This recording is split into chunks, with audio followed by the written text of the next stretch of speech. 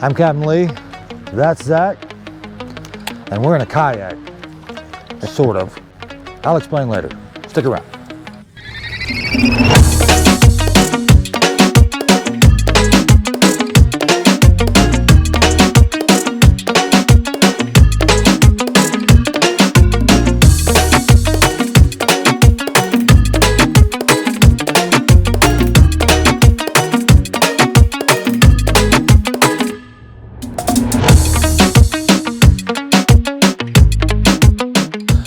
The depth of the water and the buoyancy of the worm, because I want it swim. I want that flapping tail going down to the bottom. It hits, flaps a little bit, and I start moving it off. I get 5 or 10 feet off the line. I reel it in. I go again.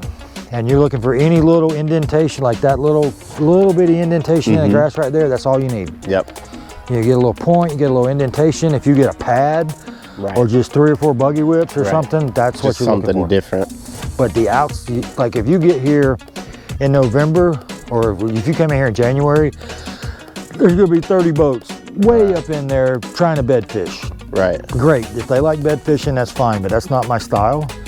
There's way more fish out here in pre or post than there is in there. And since you're looking for length and not weight, you don't care if they're post. Right, yeah, and honestly, for us, the post spawns are the way to go. Post spawns are going to win you a tournament. Because they're the most aggressive, they're hungry, and you know, she might have been 10 pounds a few days ago, she's 8 1/4 now. Exactly. So, but that's what I'm looking for here. Pre-post spawn. What's that? I said, this just looks like doesn't it look right? Post spawn beauty. I mean, because they're going to go up there and spawn. Yeah. But this is like the snack bar on the way in and on the way back out. Yep. And there's a lot of bait here right now.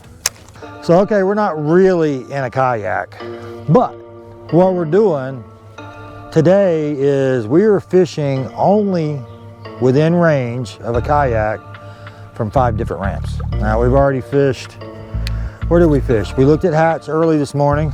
Yep. We went by State Park. State Park. We spent the last hour down at Grape Hammock.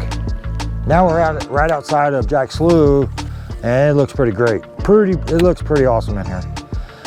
What's happening here is Zach is the kayak fisherman. He's a tournament guy with a kayak. He's got the Ferrari of kayaks with all his electronics and if I had a kayak, which I may wind up have to buy one now, but if I had a kayak, it would be Zach's kayak.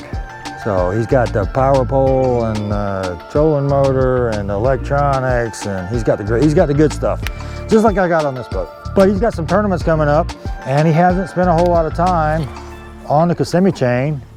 So today we are fishing only within 3 miles of a ramp that he's allowed to launch from. So stick around, where we share information. And it's real information. And that's kind of where I'm going with this YouTube channel.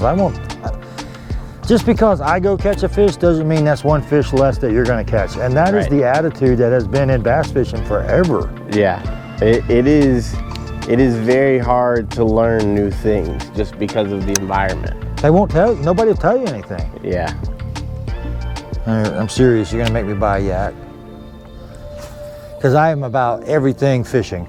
Yeah. It doesn't matter, I love fishing. I love bass fishing. I chase these irritating green bass, black bass all over. All anywhere, right? And I'm telling you that kayak, especially here down in Florida, right? Everywhere you go now, you can just slide in wherever, right? And it's just... I mean, this sport is as addictive as any drug out there. Oh, yeah. You can go broke just as fast being a meth head as you can be as a bass fisherman. For sure. Because it's real hard to come out of, you know, Bridgemasters without dropping $100. I don't know if you've ever been down there. I haven't. You haven't made the pilgrimage to No, I Bridgemasters? haven't. Oh, you got to make the pilgrimage, man. Come on. Everybody's been to Bridgemasters.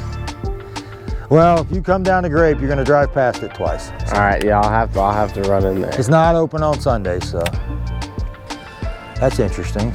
That's different from everything else around it. Oh yeah. You wouldn't see that though. Not seated. Not seating. Nope. Well, You might. Honestly, that's the kind of stuff I like to get up in though. Right, that's where the big fish are That's gonna what be. yeah, as far as what we look for, that's what we're looking for.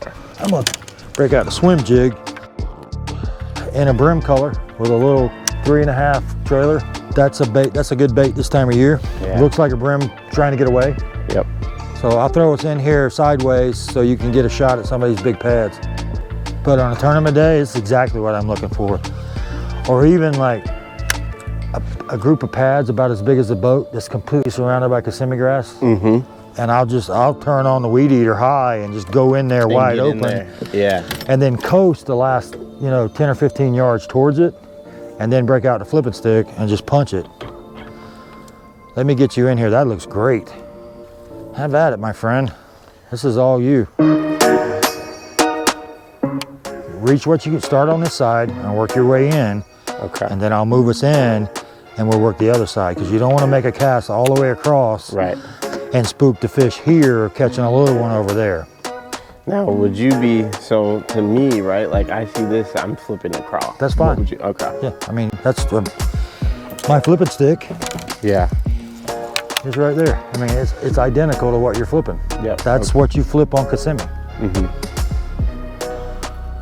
But a lot of people I'll see, they'll come up on a spot like this and they'll make, that was great, and they cast way over there. And they're bringing back their line tangled up in a butt crack of one of these pads, or Right. and they're dragging, and then it's like, you spooked it. The same way when you're working a brush pile or a lay down or something. You start on the outside, you work your way in. Mm-hmm. Because if there's fish there, there's likely more than one, and you want to get the one closest to you first. The only change I would make is if they're really being very picky, I'll flip a Cinco, just a black Cinco or a dark blue Cinco. Sometimes I'll take these, the pinchers, and I have JJ's Magic in chartreuse, and I'll dip, like I'll take a watermelon red, like, where's my buzz frog? I did them on the frog that I was doing. So I took a watermelon red buzz toad and I just dipped the legs. That makes a huge difference, because sometimes, a lot of times you can't find these laminate pour colors, or if you do, they're expensive because it's harder to do them. Right. But you can make your own. I mean, you can get the methiolate, the blue, and you can do the same thing, put blue pinchers on them or whatever. Just to start with a neutral color and tweak them a little bit, just so it's something different, because everybody's throwing the same thing at them. Yeah. Throw something just a little different, Right. and it makes a difference. Now, I use different in that sentence about 14 times. It's the one thing about these pads. They're like steel cables, the stems. Oh, yeah. So if you set a hook on a fish in something like this, you better be setting a hook, because you gotta get their nose. And the little ones, the tiny little ones, are the worst. Yeah, well, the thing that I found about the kayak that's interesting is, like, if I hook one in the pads, right, for you, you're stuck in the you can go to him, right? boat. For me, it's almost like I'm reeling my kayak to the fish. I didn't think about that. That makes a lot of sense. Keeping them pinned. See, I'm learning stuff today. I may be learning more than you. I may have to pay you at the end of the day. It's what it is. It's this stupid addiction. That's what it is. That's really we have a mental issue. We have the same common mental issue. That's why everybody who fishes pretty much gets along. Exactly. We've all got the tug drug. We're all just a little bit around the bend. Well, there's a lot of information in that, because that's a fall tournament. I think if it's the one I'm thinking about. And Bobby was pretty good then about explaining what he was doing. I mean, he was throwing a spinnerbait on those cypress knees. I know exactly where he was and why he was doing it. But I would have never thought to do that. Like, I got a box full of them. But here's the thing, I kicked myself in the ass. It's like, I went down to Stick Marsh Farm 13 about 15 years ago with both kids. And that's how we caught them. Was in the southeast corner where the cypress knees and stumps are, because I had a stratus in and we were bouncing on top of stumps. But it was spinnerbaits in the cypress knees. And it's like, well, why didn't I remember that? That's that delayed intelligence syndrome. I'm gonna get you. You're not there yet. The age really helps with that, I'm telling you. I'm not quite to the point where I make the same new friends every day, But I'm getting close. I'm getting close. You might even try when you're in here in a yak with fluke. I don't know if you fish that top weightless fluke in here. Yeah. I was actually gonna tie one on today, and